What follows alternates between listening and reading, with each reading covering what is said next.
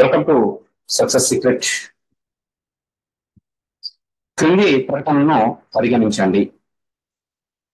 ఏ genome India project అనేది బెంగళూరుకు చెందిన Indian Institute of Science Centre for Brain Research మరియు Department of Scientific and Industrial Research ద్వారా నిర్వహించబడుతున్న ఒక పరిశోధన కార్యక్రమం.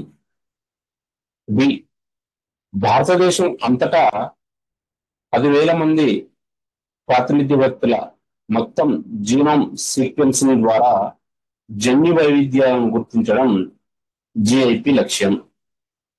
సి మానవ జన్యువు అనేది మానవ శరీరంలోని ప్రతి కణంలోని కేంద్రకంలో ఉండే డిఆక్సిరైబో న్యూక్లిక్ యాసిడ్ డిఎన్ఏ యొక్క మొత్తం సెట్.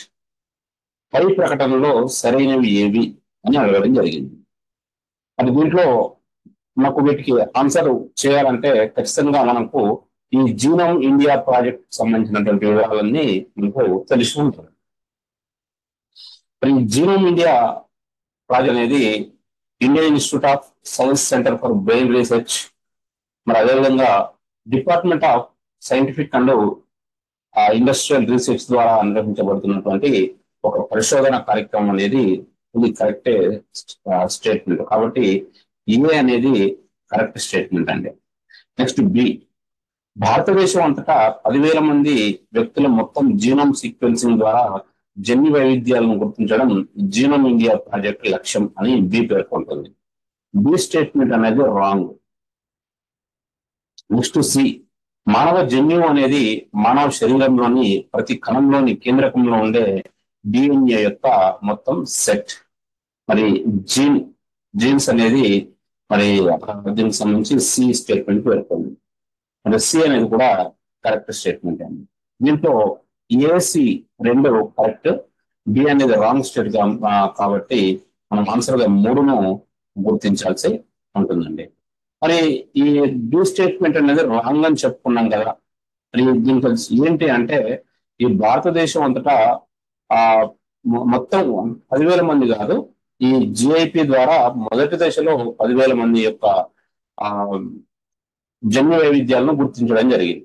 ఫస్ట్ ఫేజ్ లో మొత్తం టోటల్ ఈ కార్యక్రమం ప్రాజెక్ట్ అంతా కూడా 10,000 మంది కాదు, ఫస్ట్ ఫేజ్ లో 10,000 మందిని గుర్తించడం జరిగింది. కాబట్టి ఈ స్టేట్మెంట్ అనేది రాంగ్ అనేది మనం గుర్తించాల్సి ఉంటుంది. మరి అసలు ఏంటి ఈ జీనోమ్ ఇండియా ప్రాజెక్ట్ ఏంటి, దీని యొక్క అసలు దీని వివరాలు కనుక మనం ఒకసారి చూసినట్లయితే ఈ department of biology 10,000 genome project ను పూర్తి చేసినట్టు ప్రకటించింది. మరి ఇది దేశంలోని విభిన్న జనాభాకు ప్రాతినిధ్యం వహించే పూర్తి జన్యు శ్రేణుల సూచన డేటాబేస్ ను రూపొందించడం దీని యొక్క లక్ష్యంగా పెట్టుకుంది. మరి జీనోమ్ ఇండియా ప్రాజెక్ట్ అనేది 2023 చివరి నాటికి 10,000 జన్యువులను క్రమం చేయాలని ఉన్నటువంటి ఈ యొక్క జాతీయ ప్రాజెక్ట్. ఈ ప్రాజెక్టుకు భారత ప్రభుత్వ బయోటెక్నాలజీ విభాగం ఏమో నిధులు సమకూరుస్తుంది. మరి ఈ సెంటర్ ఫర్ బ్రెయిన్ రీసెర్చ్ నేతృత్వంలో ఈ కార్యక్రమం అనేది సాగుతుంది.